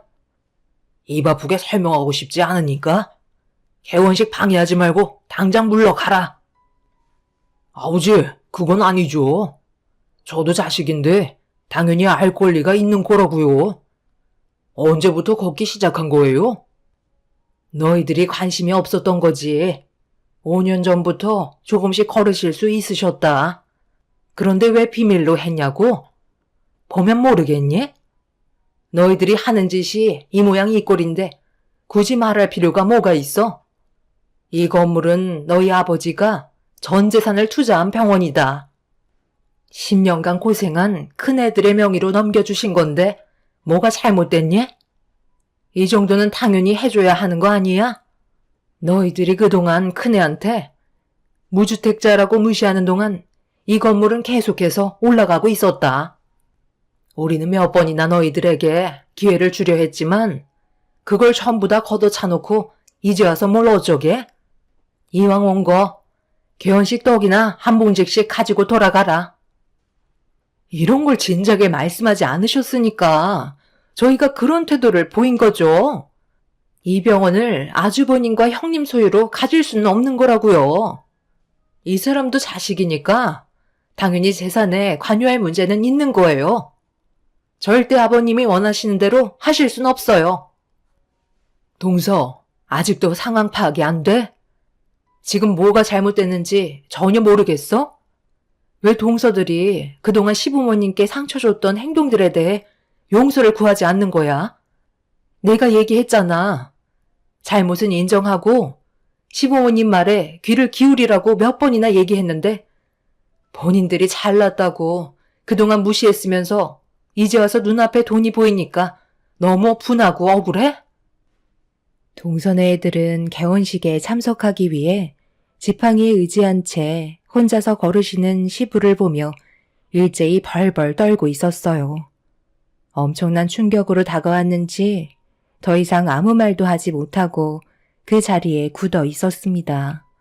본인들이 시부모님께 했던 상처되는 말들은 전부 주워 담을 수 없다는 걸 그제서야 알게 되었는지 땅을 치며 후회하고 있었네요. 시부모님은 사고로 허리를 다치시면서 평생을 휠체어에 의지해야 된다고 의사의 진단이 있었는데 어느 순간부터 조금씩 몸의 신경이 기적처럼 살아나기 시작했고 그때부터 제 아래 집중을 하게 되었어요. 하지만 시부는 동선애에게 이 사실을 숨겨달라며 진짜 모습을 보고 싶었던 거였죠. 그래서 몇 번이고 기회를 줬던 건데 동서들은 전부 다 걷어차면서 장례식장에는 발도 들이지 않겠다는 충격적인 말들까지 서슴없이 뱉었던 겁니다. 시동생들과 동서들의 마음을 충분히 알게 된 시부는 그때부터 자식과의 인연을 완전히 끊어낼 거라 다짐하게 되셨고 모든 재산을 저희 남편에게 넘겨주시기로 하셨죠. 시부가 다치게 되시면서 사업을 정리한 거지 망한 게 아니기 때문에 그동안 시부는 가지고 계신 재산으로 꽤 많은 곳에 투자하고 계셨어요. 그렇게 모은 재산을 병원 건물을 세우는데 더 큰 투자를 하게 되신 거였죠. 여기에서 나오는 수익들은 앞으로 남편의 통장으로 입금이 될 테지만 저희 부부의 삶이 달라지거나 하지는 않을 겁니다. 눈앞에서 시부의 재산을 놓친 동선 A들은 땅을 치며 후회했고 그제서야 용서를 구하기 시작했어요. 하지만 시부는 절대 받아주지 않으셨습니다. 형님, 그동안 저희들이 무시했던 거 용서해 주세요. 한 번만 기회를 주시면 안 될까요? 저희 사정 잘 알고 계시잖아요. 이러다 정말 길바닥에 주저앉게 될지도 모른다고요. 그동안 투자했던 것들 전부 경매로 넘어가기 직전이라고요. 대출빚도 못 갚으면 앞으로 저희들 어떻게 살라고요. 어떤 상황인지 충분히 알았으니까 용서받을 기회를 한 번 정도는 줄 수 있지 않아요? 아버님한테 좋게 얘기해 주세요. 형님 한마디면 모든 상황 정리 될 수 있는 거잖아요.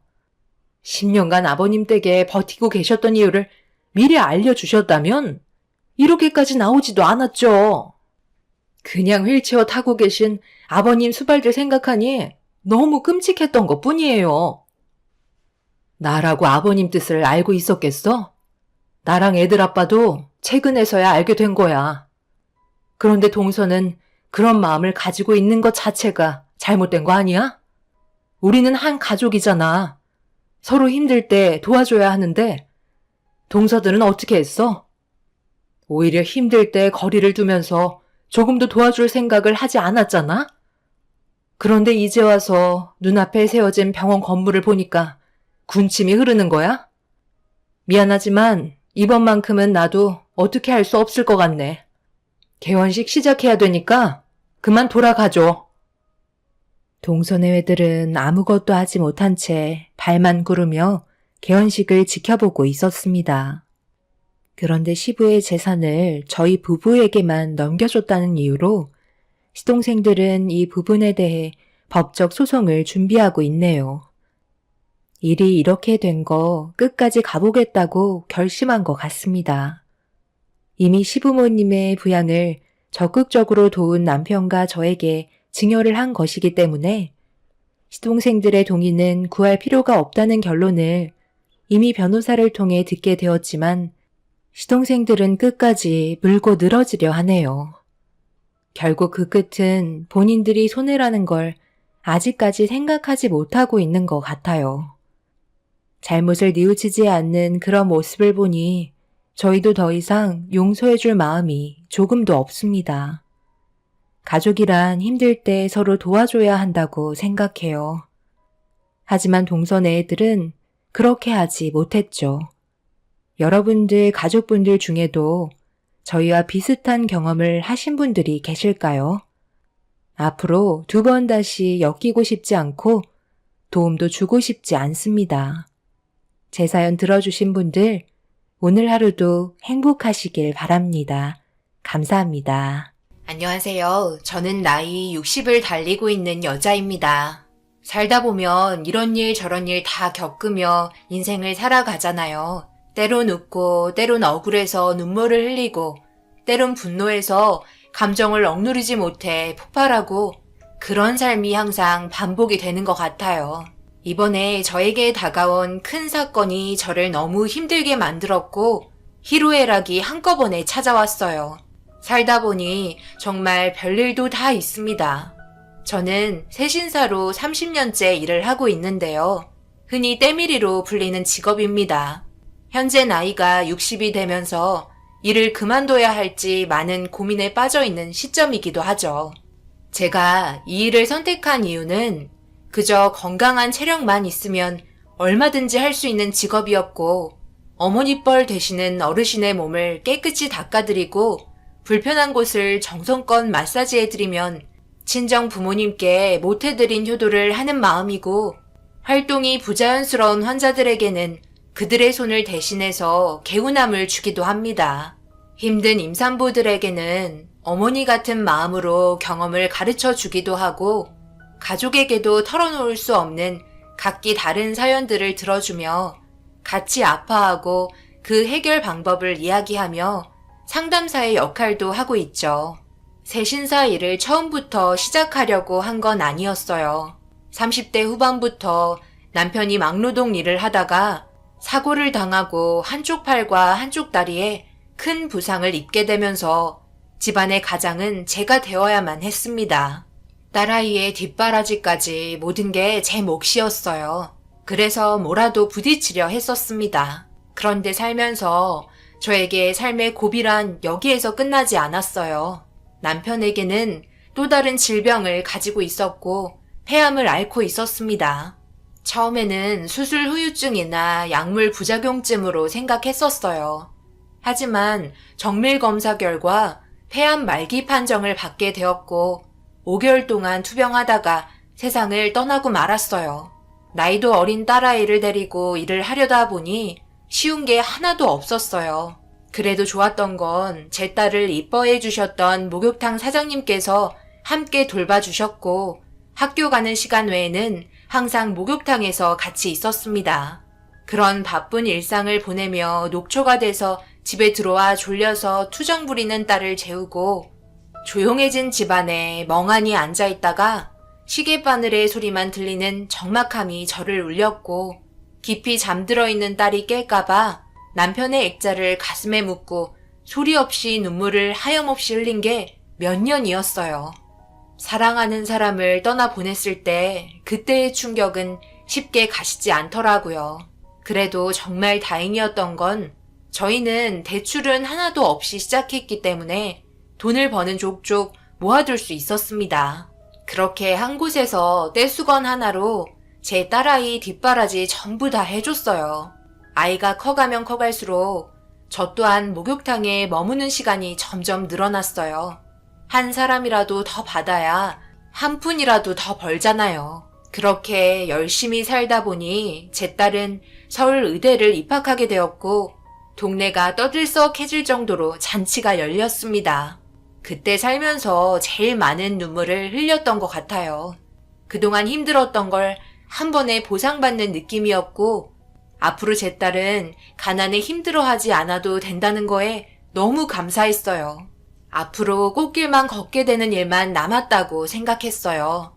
그런데 제 딸이 병원에서 인턴 생활을 하던 중 만나고 있는 남자가 있을 것 같다는 느낌이 확 느껴졌고 그때부터 딸의 모든 걸 알아보게 되었어요.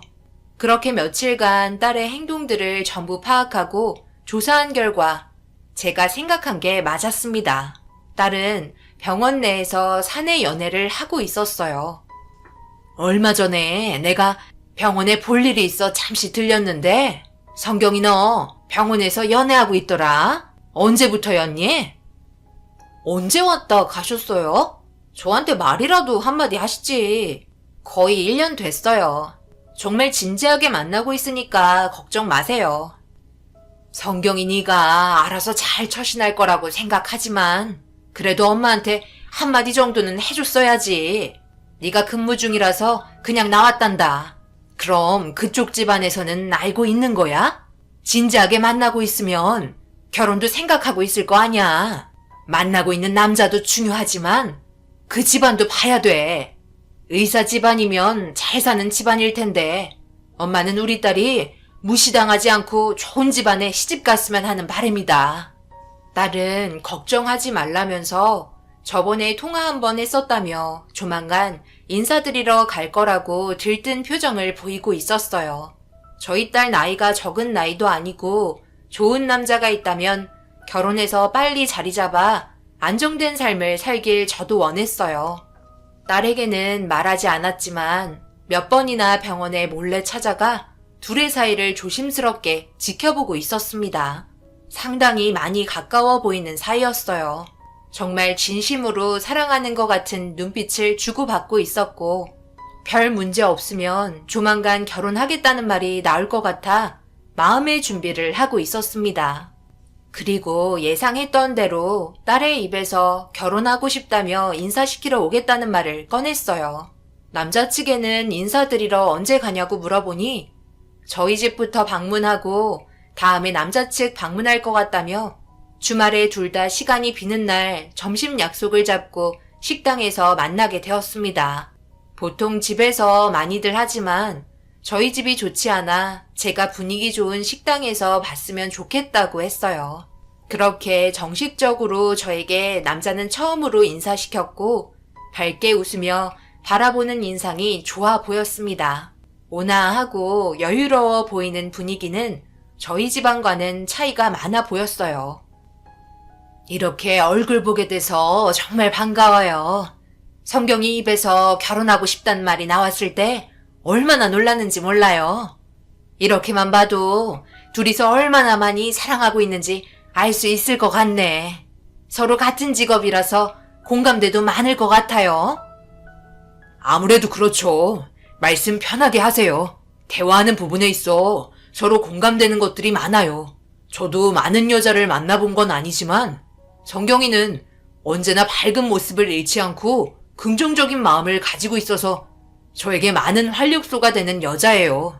옆에만 있어도 성경이의 존재감이 저를 더 빛나게 해주고 힘이 되어줄 수 있다는 걸 느꼈을 때부터 성경이를 놓치면 평생 후회할 것 같다는 마음이 들었어요. 평생 성경이에게 웃음을 잃지 않게 모든 걸 다 바쳐 사랑해 주도록 하겠습니다. 그러니 저희 결혼 허락해 주세요. 엄마, 제 성격 알죠? 아닌 건 확실하게 끝맺는 성격이잖아요. 이 사람은 정말 저를 진심으로 사랑해주고 있어요. 그래, 무슨 말인지 잘 알겠어. 나도 서로 진심을 다해 사랑한다는 걸 알 것 같네. 그래서 결혼을 허락해주고 싶다만 아무래도 집안의 차이가 많이 날 텐데 그럼 결혼하는데 걸림돌이 되지 않을까? 우리 집안이 부유한 건 아니잖니. 그런 건 걱정하지 마세요. 저희 부모님 그렇게까지 돈 때문에 예민하신 편은 아니세요. 제가 그건 확실하게 말씀드릴 수 있을 것 같네요. 그리고 집안 차이가 뭐가 중요해요. 서로 잘 살아가면 되는 거죠.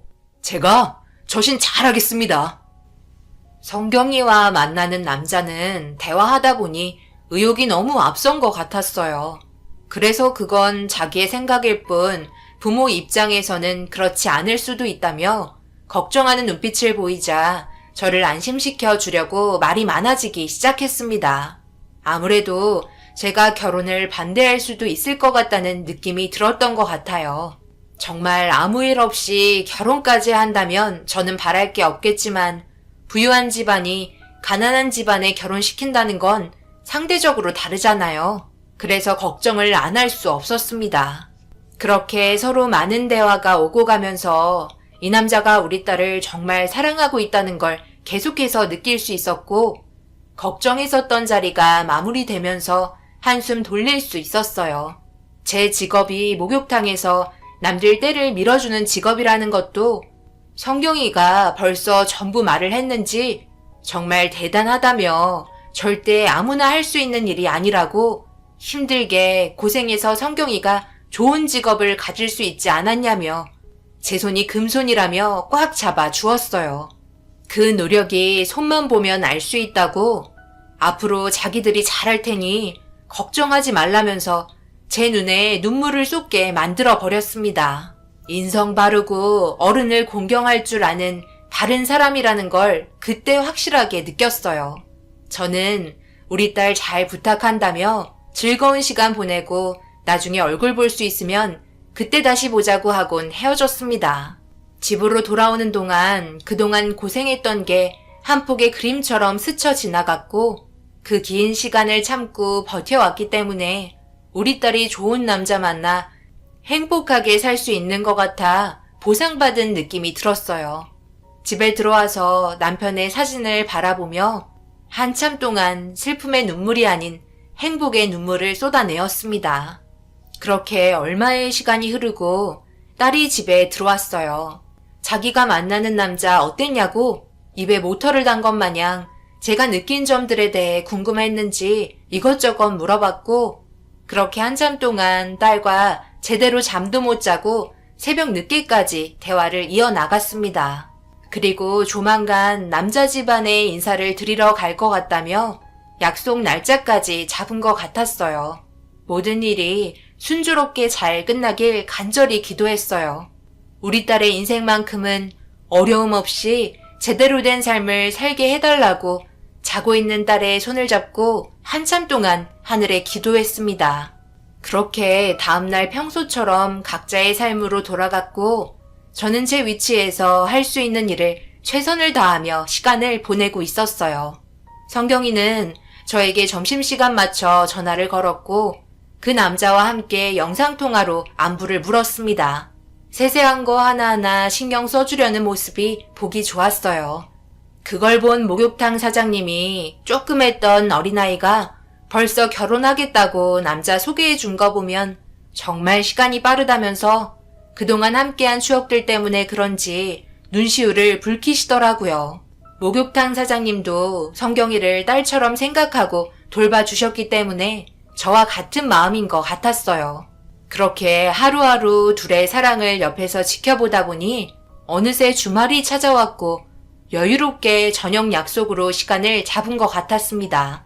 워낙 바쁘신 분들이라서 시간 약속이 몇 번이나 미뤄졌었거든요. 저는 사람이 많은 주말에 한 푼이라도 더 벌기 위해서 열심히 일을 했고 점심시간이 다가와 목욕탕 정리를 하고 있는데 어떤 손님이 저를 부르더라고요. 그래서 무슨 일인지 물어보니 지금 당장 때를 밀어달라는 말이었고 새벽부터 쉬지 않고 일해서 그런지 체력적으로 힘든 부분도 있었지만 점심시간이라 시간을 놓치면 저녁 때까지 아무것도 먹지 못해 양해를 구했어요. 지금 점심시간이라서 어느 정도 휴식을 해야 할 것 같아 잠시 목욕하고 계시면 금방 돌아올 테니 잠시만 기다려 주실래요? 뭐라고요? 손님이 지금 요구를 하는데 점심을 먹으러 가겠다고요? 제가 그렇게 한가한 사람처럼 보이세요? 오래간만에 대중목욕탕 왔더니 손님 대응을 이딴 식으로 해? 점심 먹을 시간에 손님 때 한 번 밀고 돈 더 벌 생각을 해야죠. 배가 불렀어요? 시간 없으니까 잔말 말고 빨리 때 좀 밀어봐요. 요즘 몸에 각질이 많이 생겨서 신경 쓰여 죽겠는데 오늘 저녁에 아주 중요한 일이 잡혀 있다고요. 저기 누우면 되는 거죠? 뭐예요? 빨리 오지 않고 시간 없다니까. 너무 일방적으로 나오시는 바람에 정말 급한 것 같아 어쩔 수 없이 때를 밀어드렸어요. 목욕탕 사장님은 점심시간인데도 제가 나오지 않자 목욕탕으로 들어오셨고 제가 힘들게 일을 하고 있는 모습에 점심시간인데 뭐 하는 거냐고 눈짓을 보이길래 먼저 먹으라며 손짓했어요.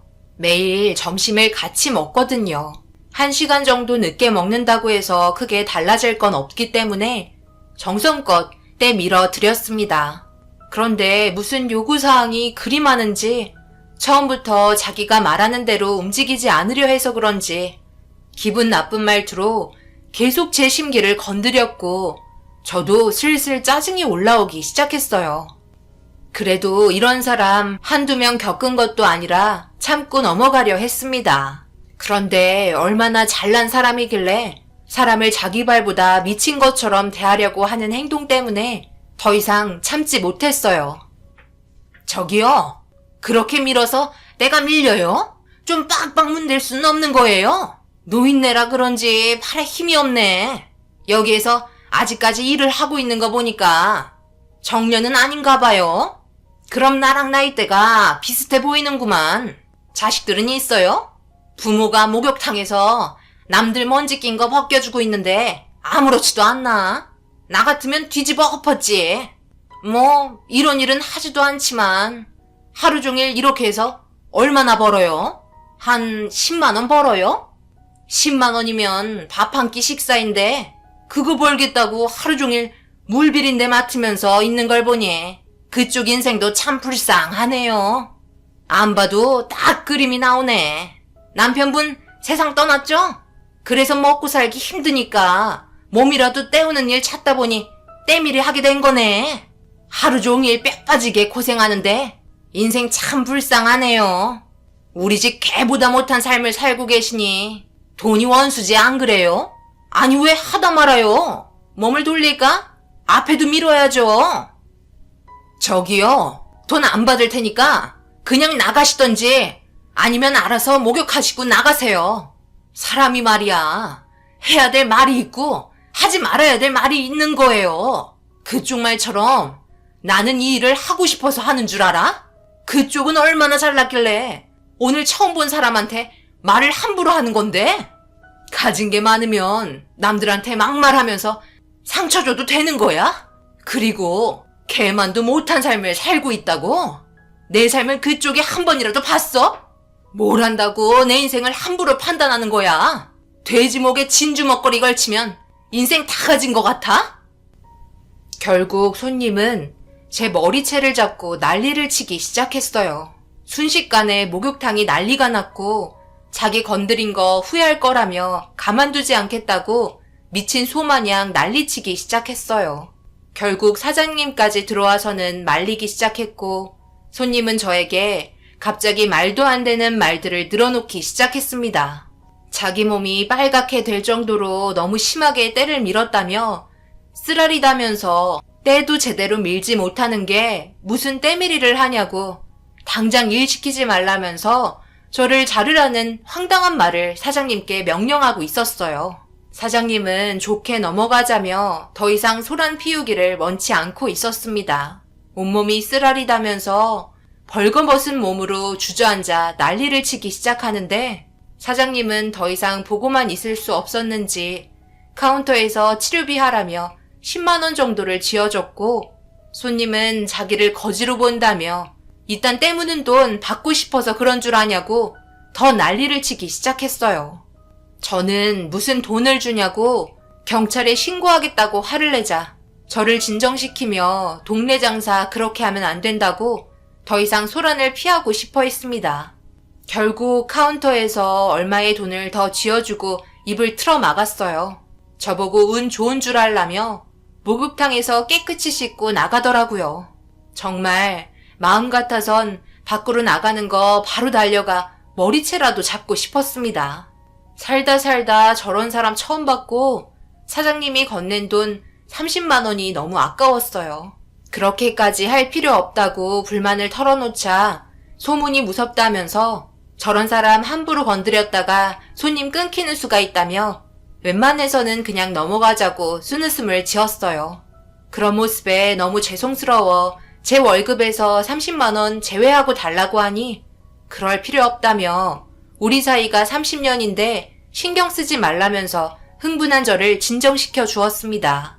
그날 하루 종일 기분이 좋지 않은 상태로 일을 끝냈고 사장님과 오래간만에 맥주 한잔 하면서 그날 받은 스트레스를 풀어버렸어요.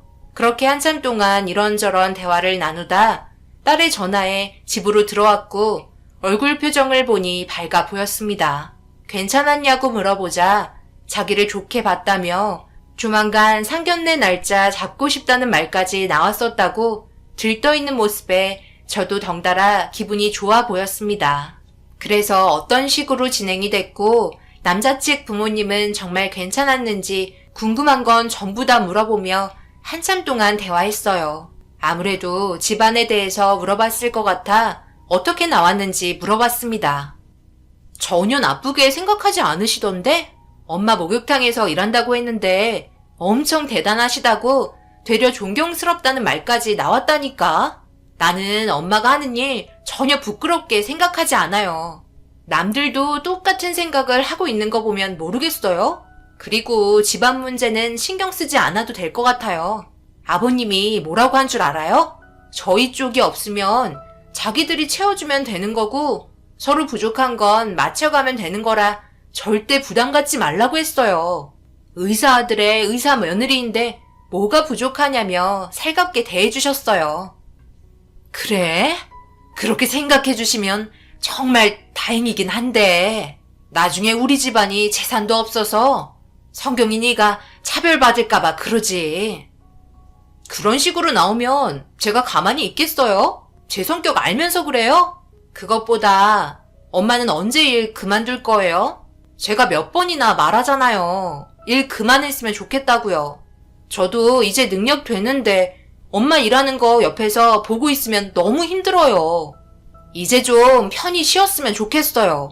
용돈 넉넉히 드릴 테니까 조만간 목욕탕 일 정리하세요. 사장님이랑 대화해봤어요? 일 그만두면 오히려 병날 것 같아서 그래. 그리고 요즘에는 그냥 운동 삼아 하는 거지. 사장님이랑 알고 지낸 지 30년이 넘었는데 일 그만두면 그 자리가 얼마나 크게 느껴지겠니? 지금은 그냥 말동무나 하려고 나가는 거야.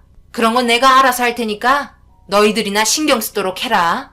앞으로 일도 많은데 그런 것까지 신경 쓰면 머리 터지겠다.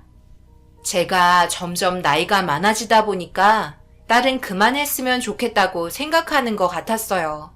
그렇지만 제가 이 일을 버릇처럼 하게 된 거라 그만두게 되면 우울증이 올 것 같아 걱정도 되었습니다. 무슨 일이든 열정적으로 했다가 그 자리에서 내려오면 허탈감과 공허함이 찾아오잖아요. 그리고 사장님과 함께한 세월이 있어서 할 수 있을 때까지는 하고 싶었어요. 저희에게 도움도 많이 주신 분이라 같이 늙어가는 처지에 같은 시간을 쓰고 싶었어요. 딸은 씁쓸한 표정을 지으며 피곤했는지 방으로 들어갔어요. 딸의 마음 모르는 거 아니지만 마음만 받기로 했습니다. 그렇게 서로 바쁜 일상을 보내며 성경이는 상견례 준비도 하면서 결혼 준비까지 정신없이 진행하고 있었어요. 점점 상견례 날짜가 다가오니까 저도 모르게 긴장이 되더라고요. 시간은 멈추지 않았고 상견례를 하기 위해 아침 일찍 딸과 저는 미용실에서 신경도 쓰고 최대한 첫인상이 좋게 보이려고 나름 신경을 쓰고 나갔습니다. 점심 약속 늦지 않게 일찍 출발했어요.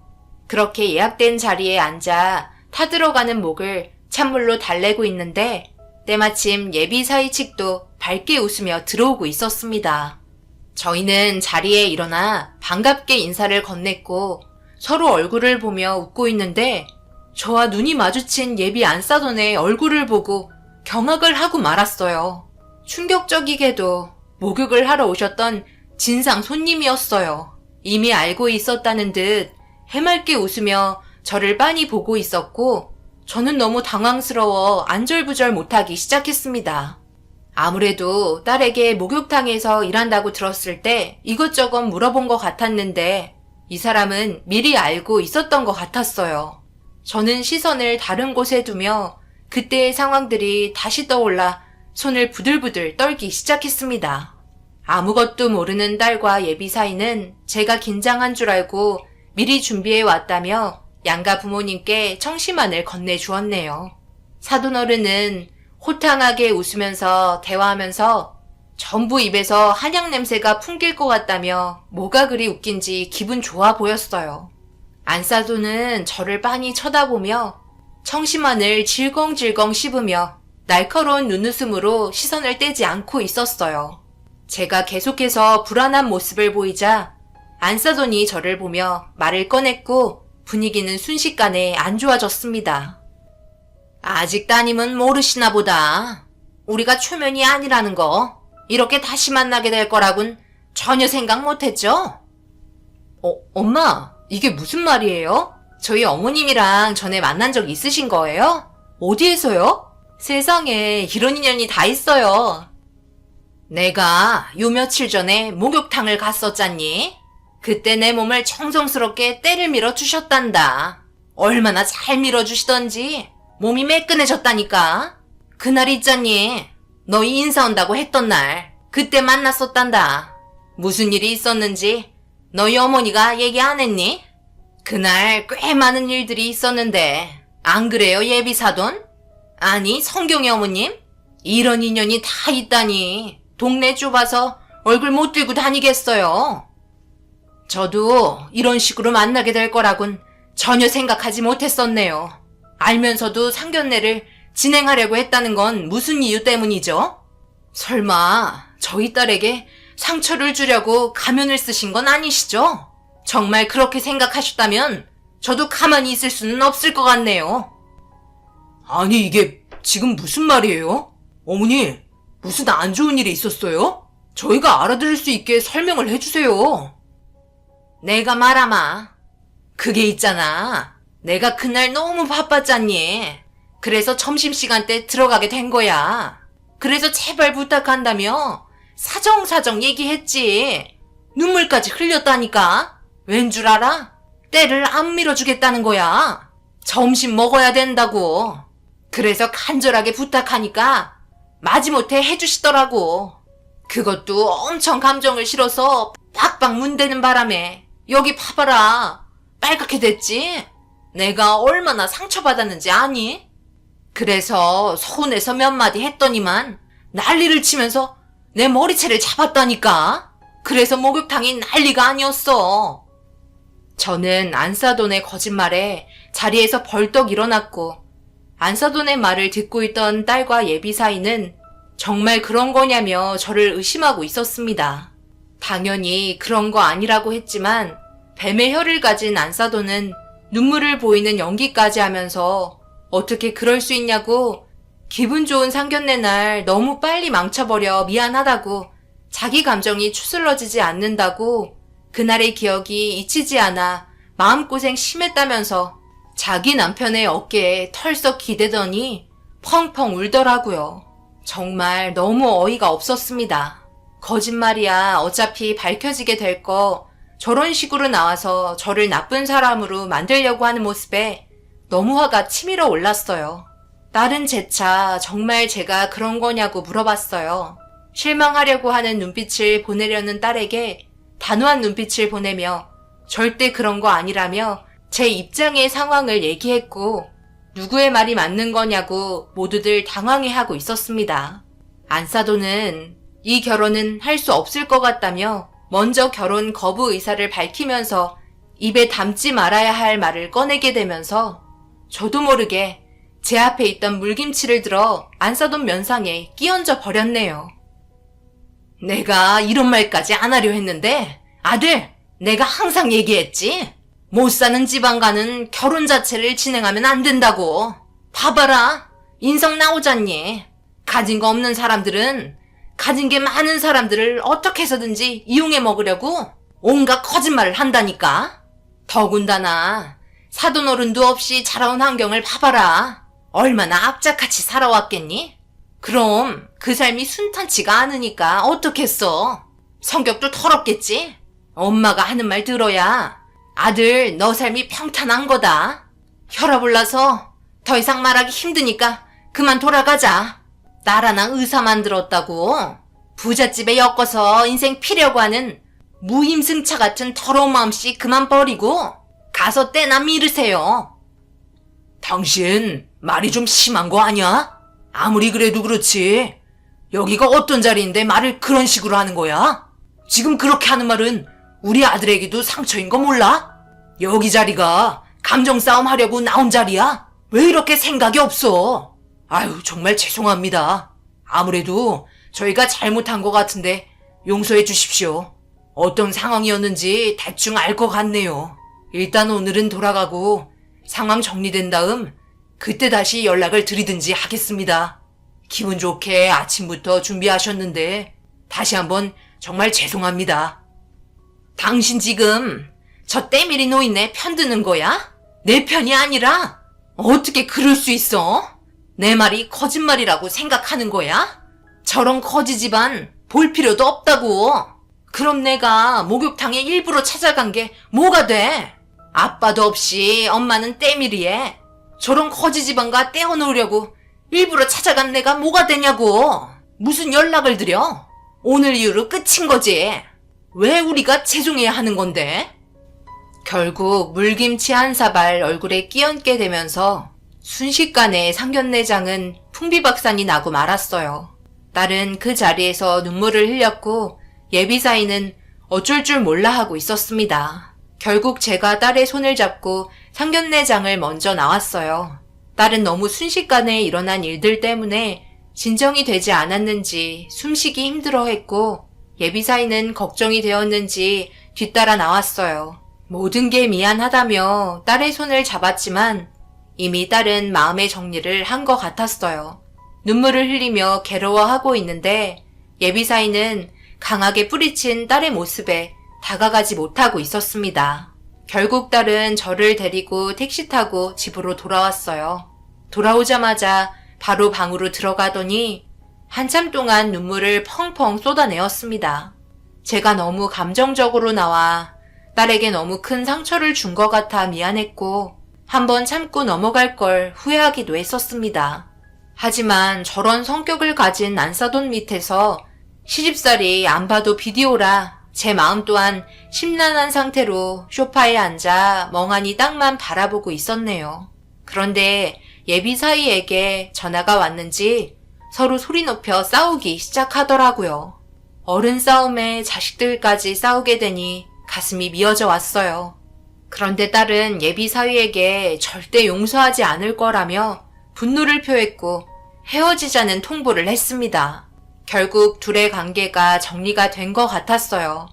그런데 이때부터 문제가 시작이 되었고 사태는 점점 심각해질 정도로 안 좋게 바뀌고 있었습니다. 딸은 목욕탕에 찾아와 사장님에게 모든 내용을 듣고 계산대의 CCTV까지 확인한 다음 안사돈의 더러운 성격을 전부 알게 되었고 저한테 상처 준 사람을 절대 용서하지 않겠다며 뭔가 계획을 꾸미고 있는 것 같았어요. 이렇게 된 거 그냥 잊어버리자고 했지만 딸은 제 말을 듣지 않았어요. 그렇게 다시 일상생활로 돌아가 딸은 평소와 다름없는 모습을 보여주고 있었는데 어느 날 예비사위가 저희 집에 찾아왔고 눈물을 흘리며 애원하고 있었습니다. 아무래도 예비사위는 성경이를 진심으로 사랑하고 있는 것 같았어요. 알고 보니 출근도 하지 않은 상태로 폐인이 되어가고 있는 것 같았습니다. 하지만 딸은 그런 모습을 보면서 단호했고 예비사위의 마음을 거절했어요. 그런데 이 사태가 점점 커지자 돌이킬 수 없는 상황을 만들었어요. 예비사위가 해서는 안 될 행동을 하게 되었고 응급실에 실려갔다는 소식을 듣고 집으로 돌아온 딸의 눈빛은 많이 괴로워 보였어요. 그런데 그날 저녁 누군가 초인종을 눌렀고 인터폰을 보니 현관밖에 안사돈의 얼굴이 비쳤습니다. 저는 당황해서 이러지도 저러지도 못하고 있는데 딸이 안사돈의 얼굴을 보자마자 현관문을 열어주더라고요. 안사돈은 딸의 눈치를 보며 잠시 들어가서 얘기 좀 하면 안 되냐고 물어보자 이런 누추한 곳에 발 들이는 것조차 끔찍할 정도로 싫어하실 텐데 뭘 들어오냐고 화를 냈어요. 당장 나가세요. 얼굴 보고 싶지 않으니까. 이미 다 끝난 사이인데 왜 찾아오신 거죠? 분명 병원에서 싫다고 말했잖아요. 내가 이렇게 무릎 꿇으마. 제발 용서해다오. 이러다 진짜 우리 아들 돌이킬 수 없으면 어떡하니? 전부 다 내가 잘못했다. 우리 아들 일단 살리고 봐야 하지 않겠니?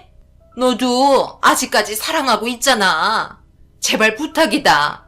내가 이렇게 싹싹 빌게. 저에게 왜 잘못을 빌어요? 저희 엄마한테 잘못한 거 아니에요? 제가 모를 줄 알았어요. 목욕탕 가서 CCTV 다 확인하고 왔어요. 정말 인성이 아주 바닥을 치시더라고요. 당신이 뭔데 우리 엄마를 그런 식으로 대해.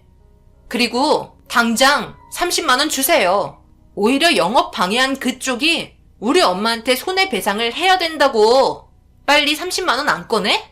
그리고 우리 엄마한테 가서 손이 발이 되도록 싹싹 빌어요.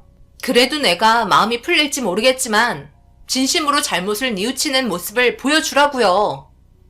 딸의 말이 끝나자마자 안사돈은 급하게 지갑에서 30만 원을 꺼내 딸의 손에 쥐어줬고 저에게 와서 제 발목을 잡고 곧 기절할 것처럼 오열을 하며 용서를 구하고 있었습니다.